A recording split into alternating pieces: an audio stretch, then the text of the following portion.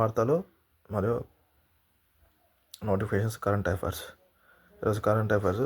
కబూర్ల దేవత పుస్తక రచయిత డాక్టర్ గంగిశెట్టి శివకుమార్కు కేంద్ర సాహిత్య అకాడమీ అవార్డు అకాడమీ అధ్యక్షుడు మాధవ్ కౌశిక్ బాల సాహిత్య పురస్కారాన్ని ప్రదానం చేశారు. 2005 నవంబర్ 14 ఢిల్లీలో జరిగిన కార్యక్రమంలో 2025 సంవత్సరానికి బాల సాహిత్య పురస్కారానికి ఎంపికైన వివిధ భారతీయ భాషలకు చెందిన 24 మందికి రచయితలకు అవార్డులతో పాటు 50,000 నగదును ప్రదానం, బహుమతి, తామపత్రం అందించి సత్కరించారు. హైదరాబాద్ అమ్మాయి ఇషా సింగ్ ప్రపంచ షూటింగ్ ఛాంపియన్షిప్లో కాంస్యం నెగ్గింది. 2025 నవంబర్ 14 ఖైరోలో జరిగిన మహిళల 25 మీటర్ల ర్యాపిడ్ పిస్టల్ విభాగంలో ఫైనల్ ఇషా 30 పాయింట్ల స్కోరు 3 స్థానంలో నిలిచింది. ఈ ఛాంపియన్షిప్లో ఇషాకు ఇదే తొలి వ్యక్తిగత పథకం. 2025 ప్రపంచంలో స్టేజ్ టోర్నీలో ఆమె స్వర్ణం రజతం సాధించింది. ప్రభుత్వ ఉద్యోగాల్లో ట్రాన్స్జెండర్లకు రిజర్వేషన్ కల్పించిన రాష్ట్ర ప్రభుత్వాన్ని ఆదేశిస్తూ ఏపీ హైకోర్టు 2025 నవంబర్ 14 కీలక తీర్పిచ్చింది. తీర్పు ప్రతి అందిన 6 నెలల్లో ఈ ప్రక్రియ పూర్తి చేయాలని స్పష్టం చేసింది. పిటిషనర్ స్కూల్ అసిస్టెంట్ పోస్టులో నియమించే వ్యవహారాలను పరిగణలోకి తీసుకోవాలని పేర్కొంది. హైకోర్టు న్యాయమూర్తి జస్టిస్ ఎన్ విజయ్ ఇటీవల ఈ తీర్పు ఇచ్చారు. ఇక మహిళల ప్రపంచ స్నూకర్ టైటిల్ను భారత్కు చెందిన అనుపమ రామచంద్రన్ కైవసం చేసుకుంది. ఈరోజు అంతర్జాతీయ విద్యార్థుల దినోత్సవం. విద్యార్థులంటే స్కూల్ లేదా కాలేజీకి వెళ్ళి విద్యను అభ్యసించే వారే కాదు. ప్రతి మనిషి రోజు ఏదో కొత్త విషయాలను నేర్చుకోవడం లేదా తెలుసుకోవడం సహజం. అందుకే మనమంతా నిత్యం విద్యార్థులం. మనిషి నిజమైన వ్యక్తిగా ఎదిగేందుకు విద్యార్థి దశ ఎంతో కీలకంగా. జీవితంలో విద్యార్థి దశ గొప్పతనం తెలియజేసే లక్ష్యంతో ఏటా నవంబర్ 15 అంతర్జాతీయ విద్యార్థుల దినోత్సవంగా ఇంటర్నేషనల్ స్టూడెంట్స్ డే నిర్వహిస్తున్నారు. ఇక సమయ నిర్వహణగా సమస్య పరిష్కారానికి క్రమశిక్షణ గమ్యాన్ని చేరాలంటే పట్టుదలతో ఈ సవాళ్ళను అధిగమించవచ్చు.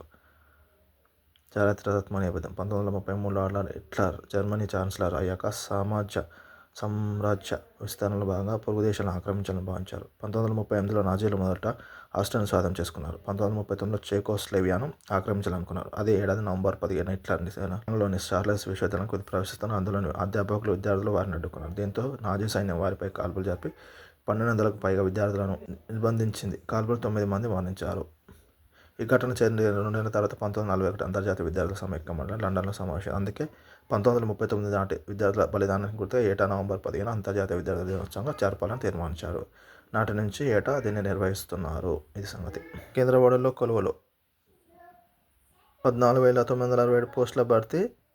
కేంద్రీయ విద్యాలయాల జవహర్ నవోదయాల ఖాళీలను ఉమ్మడి పరీక్షలతో సిబిఎస్ఈ భర్తీ చేయనుంది. ఈ ఉద్యోగాలు ఎంపికైన వారిలో దేశంలో ఎక్కడి నుంచైనా విధులు నిర్వర్తించాలి.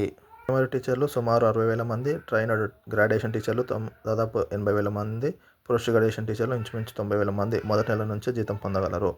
కొన్నేళ్ల అనుభవంతో భవిష్యత్తులో సొంత రాష్ట్రంలో సేవలకు వీలవుతుంది.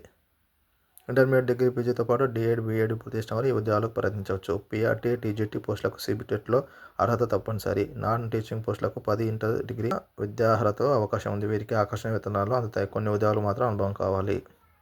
పోస్ట్ గ్రాడ్యుయేషన్ టీచర్ వచ్చేసి ఖాళీలు 2,996. అర్హత సంబంధించిన సబ్జెక్టులో కనీసం 50% మార్కులతో పీజీ, బిఎడ్ ఉండాలి. వయసు వచ్చి 40 ఏళ్ళకు మించి రాదు. పే స్కేల్ వచ్చేసి 47,000 నుంచి 1,51,000 వరకు జీతం.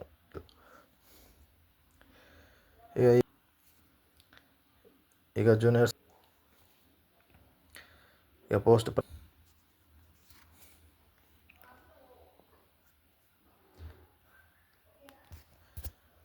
ఎగ్జామ్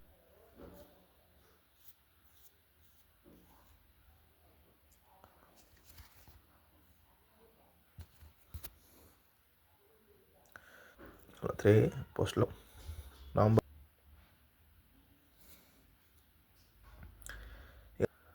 వాతావరణ విభాగంలో భారత వాతావరణ విభాగం ఉత్పన్న ప్రతిపాదన వివిధ విభాగాల్లో 144 పోస్టుల భర్తీకి దరఖాస్తులు ఆహ్వానిస్తుంది. ప్రాజెక్ట్ సైంటిస్ట్ 3 ఇవన్నీ కలిపి పోస్టులోనే. దీంట్లో దరఖాస్తు చేసుకోవచ్చు. ఆన్లైన్ దరఖాస్తులో 24 నవంబర్ 2020 వరకు ఉంటుంది. జూనియర్ ఫెలో రీసెర్చ్ ఫెలోలు Indian institute of remote sensing డెహ్రాడూన్లో ఒప్పంద ప్రాతిపదికన ఖాళీల భర్తీకి ఇది కూడా చూసుకోండి ఒకసారి. ప్రాజెక్ట్ సైంటిస్టులు ఇది కూడా ఒకసారి చూసుకోండి.